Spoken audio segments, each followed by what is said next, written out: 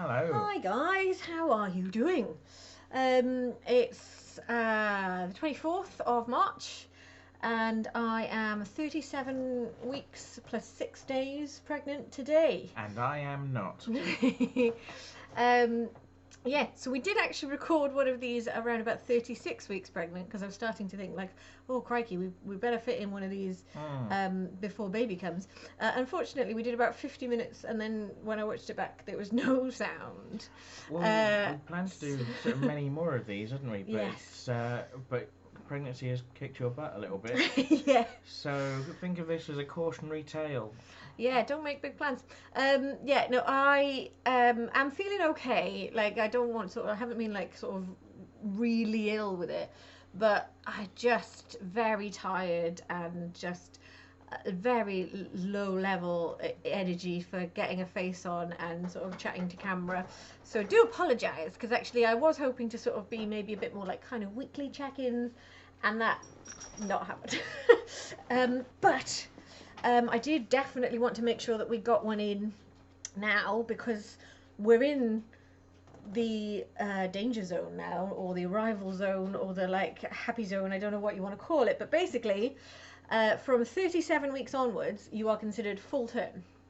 So if a baby comes after 37 weeks, it is not premature. Your estimated due date is 40 weeks, and that's usually from the date of your last period, 40 weeks onwards. But anywhere between 37 and 42 is sort of birth range. I will be annoyed if I get to 42. They don't let you go past 42.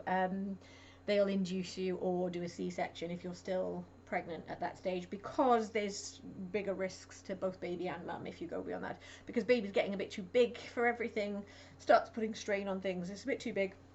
And also, yeah, like trying to get a too big baby through a birth canal, not fun times. So yes, if that happens, they'll induce. So I will definitely not be pregnant after the 22nd of April, but I could have a baby any time between. So over the next month, basically, it's the 24th today. The estimated due date is the 8th of April, but anywhere between now and the 22nd of 24th of March today, anywhere between now and the 22nd of April could be baby day, and we just don't know. But maybe it's blind optimism, might be, but I suspect we might go sooner rather than later, and that isn't just on gut, that is also on midwife said, basically, because I had my midwife appointment last Thursday, so actually on dead on 37 weeks, and she did all the usual tests. So at every midwife appointment they check your blood pressure, check your urine for any signs of infections or if there's any protein in there or anything sinister, measure your bump to see how you're growing, and sort of overall just check how you're doing. But they also have a little rummage around, a real poke and a prod, to see what position the baby's in. Now the baby she's getting ready to go. She's the phrase they use is engaged. Engaged just means that the head is in the pelvis where it needs to be for birth. Now, for first-time mums, babies do tend to engage sooner rather than later. They tend to get in position. They need to get into the right position, i.e., head down, from sort of 30 weeks onwards. But actually, engaged is more than just head down. It's head down and right in the sort of big gap of your pelvis. And there's different levels of engaged as well, because I just sort of thought head in pelvis, that's it. But there's not. There's sort of 5 grades of engaged. So if you're 5/5, you're not engaged at all. Head is up in abdomen, and then varying degrees down to head is basically in the nook it needs to be in entirely. So head is right down in there, and that's where I'm at. She is fully engaged. She is 1/5, one out of 5 engaged. She is as far down as she can be without being out. So she's ready to go in terms of that. And at the time, I was also having some other symptoms that sort of suggest that body is getting ready for labour. They've calmed down a bit, so we might be slowing down on that front. But really quite extreme nausea that had gone away. I had nausea in the first sort of, well, more than the first trimester, but that had gone away. Suddenly, very bad nausea, to the extent of actually having to keep a bucket by the bed, because getting out of bed is not something I can do fast nowadays. So if you've ever got like a tummy upset, you'd maybe like bucket by the bed would be a quite extreme measure, because you can usually go, oh, I'm going to be sick, and run to the loo. I wouldn't necessarily be able to make it to the loo, because turning over in bed is quite a sort of military operation. So I bucket by the bed in case. So proper heaving and really, really nauseous. That can be a sign that basically your body's kind of going, get everything out, make space, have a bit of a purge, get ready for baby. That's calmed down, but all the sort of like, oh God, and the one morning I had what I thought might be the first of proper contractions. And I have to say, all of my like, I'm going to handle this is going to be okay, went out the window with one, because I was just like, if this is what they feel like, I'm having an epidural. I honestly thought it to myself, because I woke up and I went to get up to go to the loo, because I have to wee about 5 times a night now. And it wasn't the need, it wasn't the pain that woke me up, but as soon as I woke up, I sort of sat up. And I don't know if I twinged a muscle in my back, or if when I moved, baby pressed a nerve or something, but something painful happened, and Jesus Christ, it was painful. It was this horrible pain right across my back, enough to double me over and take my breath away, and I thought I was going to be sick. It was enough to really The rule with contractions is if you can't talk through them, or if they take your breath away, it's probably time to go to hospital. And also as well as like how frequently you're having them and things like that. But they're supposed to start mild and get more intense. And I hadn't had any, I thought. And I was like, well, if this is the first one and this is them starting mild, then no thank you. And it kicked in, and I was just like, right, okay, this might be things starting. And I came back, I went for a wee, and I came back to bed and laid down, and I was just like, you need to help me here. And we whacked on the tens machine. I thought, right, okay, so it's going to be time to start timing them now. What time is this? When does the next one come? That's going to tell us what's going on. But it sort of the whole thing probably lasted about 5 to 8 minutes, and then went away. And as soon as it had gone, I was like, huh, okay, I'm all right now. And then I was like, oh, okay, maybe if that is one, like, at least I know that they stop. And when they stop, you're like, oh, fine, it wasn't that bad. But when but I don't know if that's what it was, because I didn't get any more of them. So that might not have been a contraction. That might have been nerve pain, or I don't know what that was. But it was enough to shake me up a little bit and be like, oh, really, it could be any day now. It could be any minute now. And she also feels a bit different. My bump still looks quite high, so I haven't dropped. But usually the dropping is when the bump goes lower, and that's when her head is engaged. But her head is engaged, so I think I've just got a high bump. I'm going to try and show it to you. I've tried not to show it to you previously, but I am on a different chair now. But there's old bump. She's quite big now. But actually, in terms of how big she really is, she's not that big as a bump goes. In terms of measurements, I'm on the small side, but I'm quite a small person, so maybe it's just sort of in the grand scheme of things, because it feels massive to me, feels huge. Still, it's gone quite quickly, hasn't it, the pregnancy? Yes, have you. He knows that I absolutely hate when people say how much this has flown, because I'm like, it fucking hasn't, mate. What is it you said? Anyone who says that, I want to punch them in their stupid fat faces. Oh, it's escalated. It was something about fat faces. You said to me, people keep telling me it's gone really quickly, and every time they do, I want to poke them in their stupid fat faces. Poke. I go, has it? Has it gone quickly? Because I feel like I've been pregnant forever. Has it? Has it? Because you've also got to bear in mind, as well as feeling rough as fuck, I've also been in some level of lockdown for almost all of this pregnancy. So you can't get anywhere near their stupid fat faces with your pokey fingers. No, can't poke anyone's fat face. But yeah, so that makes time stretch in a different way anyway. And I guess really what people mean is because they haven't sort of seen me much, and it's just like, oh, great, like last time I noticed on Facebook you were only 20-something weeks and now you're 38. What? That's gone fast. And like, for you, it might have gone fast. It has not gone fast for me. But for a long spell of that, I was sort of going, oh, I'm not ready and this is all scary. I've just now, I think, got to the stage where I'm like, okay, if she comes now, it's okay. I was very much going, I'm not ready. And I'm not actually like, because people are sort of expecting in sort of the last few weeks of pregnancy that you're getting really fed up and you're like begging for her to come. I'm not. I'm okay if she stays in there for a bit longer. I am very uncomfortable, but you know, it's fine. She can stay in there if you're cooking nicely. There's an element of I can keep her safe in here. Like, she's fine in here. And once she's out, I've got to look after her, and that's hard, and I don't know what I'm doing. So there's an element of you just stay in there, Babs, until you're ready.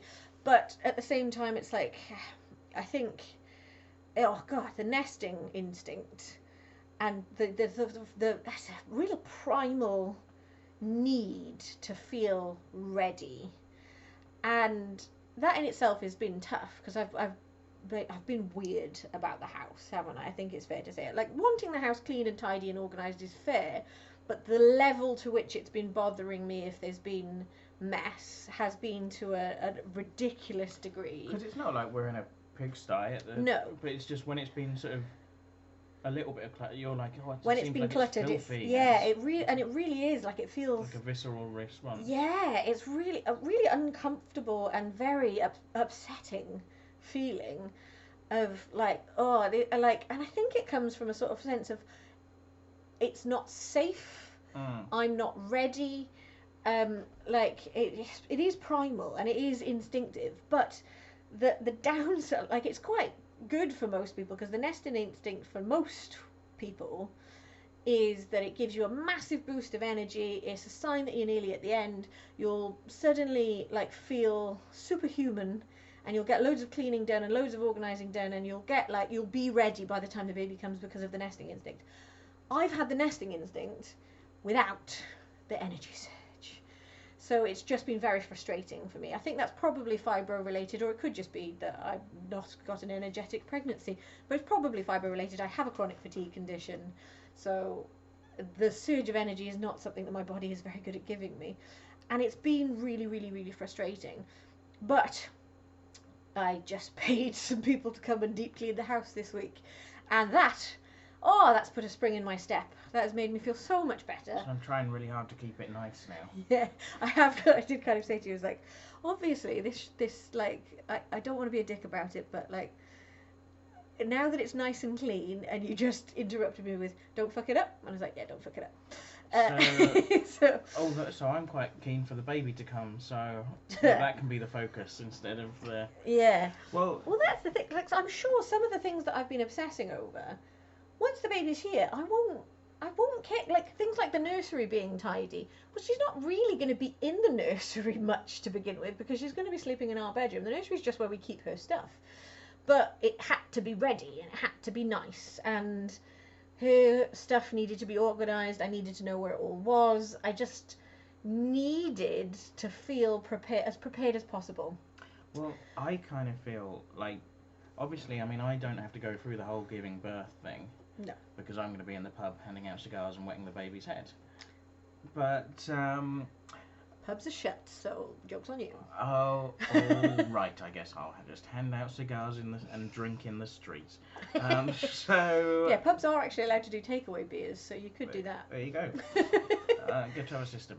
So, but I will be at the birth, but the point I was making is I obviously don't have to go through the whole, you know, pushing a baby out of a vagina bit, but people have sort of been asking me at work and things, and friends, well, you know, are you excited? Are you ready? Sort of stuff. And I think I've got to a point now where I'm like, yeah, I'm good to go. Let's do this, because obviously in terms of parenting, never done it. Wish this year we'd been able to kind of maybe meet up with other parents, people we know with small children, and maybe have a bit more time just being around children and like and watching people with young babies and even just holding babies and so all of that is a bit like at the deep end. I'm very glad at least I've got some limited experience being around my niece when she was a newborn, because at least I've got some experience of holding a newborn. I've got and sort of like none of that. I've held a newborn I think like once, which was like my ex-girlfriend's cousin's baby. Right. At their and you christening. just did the holding for a bit and then handing back. And then handing back and done. Like not really. Not having to do like a bath or nappy or any of that. My niece, because my niece doesn't live locally, so I think she's already about 6 months old by the time I first met her and things like that. And very cute. Love my niece, but I don't get to see her and spend much time with her. So it would have been nice to have that this year. Yeah. So obviously there's ways in which you think would have been good to have that experience. But they've just not been possible. But so given that, like, in that sense you feel a bit unprepared, but more time now onto the pregnancy isn't going to change that. Yeah. So we're not going to, in the last couple of weeks, get that experience that we're desperate for. And we've got, like, the crib and the next to me cot and the a Moses basket and a baby bath and nappies and a nappy bag and a hospital bag. Like, we've got all the stuff, the car seat, all the things that you need to have. Yes. Clothes. And so I kind of feel like we're as ready as we're gonna be now. Yeah. Like, and I don't think I think when she's here we'll probably not feel ready and we won't feel prepared. But it's gonna be, we're gonna learn as we go because she'll be here. And my midwife did actually sort of say quite a comforting thing, really, because she sort of said, "How you feeling? You feeling sort of prepared and ready?" And I was like, "As I'll ever be." Like, I'm a bit sort of panicky about, have I got everything I'm going to need? And she went, "You've got 2 arms and 2 boobs. You've got everything you need. Like, you can hold her, keep her warm, keep her fed." So basically everything, if you didn't have anything, you'd still be okay, was essentially the gist of that. Obviously, clothes to put her in and a bed to sleep her in, ideally you'll have those. But essentially, yes, you will be okay. And actually, it is important to keep those things in my head of, like, there are people out there who have babies that didn't know they were pregnant, and those babies are okay. Like, you can get anything. We suddenly go, "Oh my God, we haven't got a..." Well, we've got next day delivery. There are shops that you can go to. There are neighbours you can call on. Like, so it'll be okay. So I don't. So I don't want to sound like I'm, like, too, madly overconfident about this all, but I feel like I'm as ready as I'm gonna be. Might as well crack on with it. Yeah. And want to meet the little one. Yeah, I think I feel the same. Like, it will be. Obviously, I've got, I think, a normal level of apprehension about labour, but like that, I think that's normal because it's the unknown, and I am an overthinker. I'm a planner and I'm a preparer, and this isn't something that you can really be fully prepared for because you don't know what's going to happen. Basically, what goes on during birth and labour is such a huge spectrum of how well things could go or how badly things could go or how according to plan you can be. So everybody refers to, like, having your birth plan. Now, it's not really that helpful to even think of it as a plan because plans have to change sometimes. So what I'm trying to frame it as, and this is using some hypnobirthing guidance, which I will go into a little bit in more detail shortly, but is better to think of it as a list of birth preferences. For ideally, you want X, Y, and Z. If this happens, you'd like this. If this happens, you'd like that. And basically, knowing all of the realistic contingencies for what might happen and being informed enough so that if in the heat of labour and everything's all kicking off, somebody says to you, "Do you want this or this?" you know what they mean and you have a preference and you've educated yourself on sort of. So it may be that, say, pain relief, rather than them having to explain to you during labour what the pros and cons of that particular pain relief method are, you're familiar with it, you've chosen whether or not it's for you, and you've kind of educated yourself. So we've written our birth preferences list, and I think we're as well informed as we can be, really, for like how labour could go. We're aiming for a water birth, which that's number one preference. And basically, when it comes to pain relief, our method is start with the minimum and build up depending according to need. I won't be able to have a water birth if I have an epidural, and I'm pretty set on wanting to have the water birth, if possible, because I already use water and sort of hydrotherapy as a means for controlling my pain with fibro. I think it'll feel natural relief to me. So that's my number one, that's why that's my number one choice, really. And also there's downsides to almost all the pain relief that you can have that might affect things post-birth, and I'm also pretty set on wanting to breastfeed. So certain pain relief that you can have might make baby drowsy, which might make baby not latch after birth so easily. So I just ideally want to avoid things that might impede those plans, but ultimately, across the board, baby's health and my health come first. So be willing to move the goalposts on any of, like, I'm not going to be sort of set in stone on anything because I've not done this before. I don't know how I'm going to handle the sort of sensations of it. I don't know how my body's going to cope. So it's good to have preferences, but it's also good not to get too set on this is the only way I want it to go, because then if things all do change during labour, that's going to cause a massive amount of stress, because you're going to be like, this isn't the plan, this isn't what I... And the last thing you need during labour is extra stress. Which kind of leads me quite nicely on to hypnobirthing, which, if you don't know what it is, sounds quite bonkers. Sounds like it's going to be sort of, woo, like, let's all look at watches and all sorts of, like, crazy new age nonsense. But it's not. It's basically, it's grounded in the same sort of science as hypnosis, and hypnosis is very effective for lots of people. Some people are more susceptible than others, and I actually am very susceptible to hypnosis. I have discovered this in the past. But it's about trying to adapt patterns of thought and patterns of speech and your expectations of birth and labour to be slightly more helpful and slightly more positive, so that you're giving your body the best shot at a smooth labour. So basically, during labour, if you're really tense and stressed and anxious, you're going to have high amounts of adrenaline and high amounts of cortisol, which are stress hormones, which aren't very conducive to all of the bodily functions that your body needs to go through to sort of relax your muscles, relax your pelvis, open your cervix, and push a baby out of it.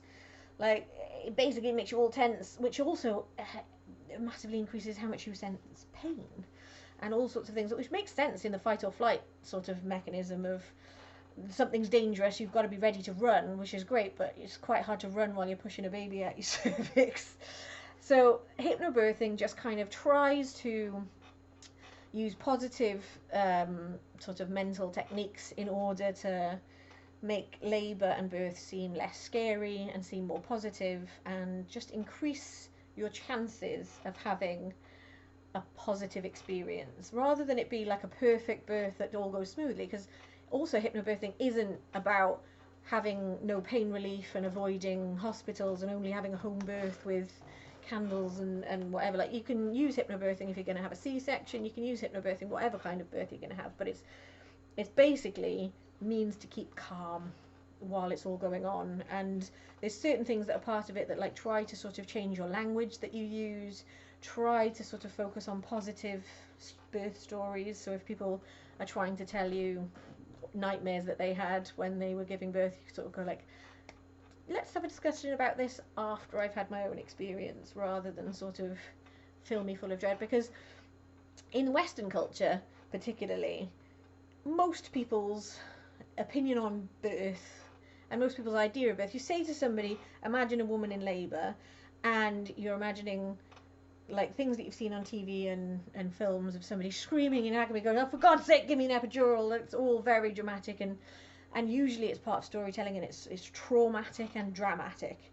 But lots of births aren't like that, and they don't have to be like that. Like, I'm not kidding myself. It's going to be painful, but rather than sort of thinking of it in terms of this is going to be the worst pain of your life, it's like it's going to be painful, but each contraction, which we call surges instead of contractions, are sort of stages that are bringing you closer to meeting your baby.